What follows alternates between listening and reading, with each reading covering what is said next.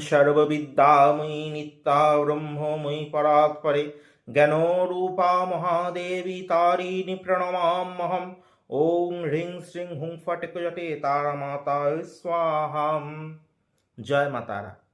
আজকে যেটিকে নিয়ে বলবো, সামনে 19শে ডিসেম্বর শুক্রবার অহরাত্র কিন্তু থাকছে বকুল অমাবস্যার মহাতিথি।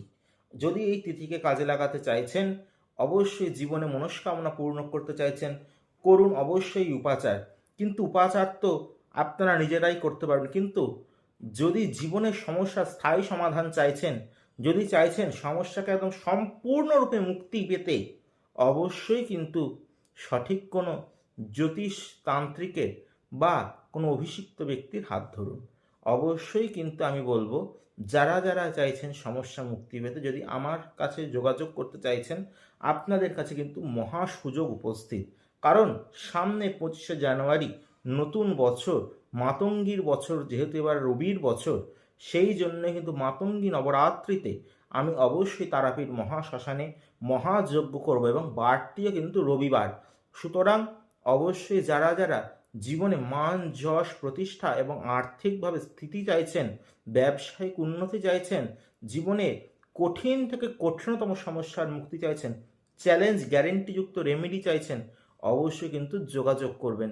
কারণ শ্রী অরিজিৎ কিন্তু কখনোই অতিরিক্ত মূল্য মানুষের থেকে দাবি করে না। কারণ আমি সবসময় বলি, আপনারা যদি আমাকে সেই দ্রব্য সংগ্রহ করে দিতে পারেন, অবশ্যই আমি আপনাদের ক্রিয়া করে দিতে সমর্থ। কিন্তু বহু মানুষই বলে থাকেন যে, এবং তাদের পক্ষে সত্যিই দুর্লভ, তারা সেই দ্রব্য কিন্তু সংগ্রহ করতে পারেন না।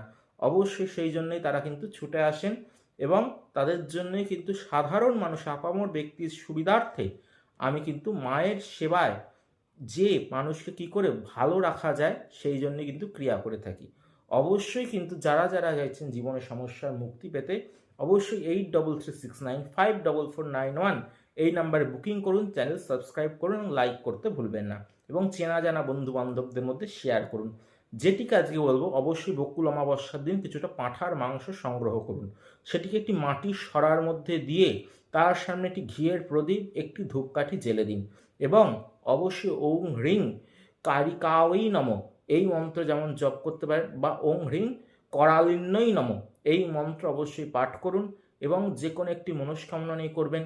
দেখবেন আপনার মনস্কামনা অবশ্যই মাতৃকৃপায়, যদি আপনার জন্মছক অশুভ গ্রহযোগগুলি না থাকে এবং ট্রানজিট যদি ভালো চলে, অবশ্যই কিন্তু আপনি সমস্যা মুক্তি পাবেন মায়ের কৃপায়। প্রত্যেকে ভালো থাকুন, প্রত্যেকের উপর মাতৃকৃপা বর্ষিত হোক।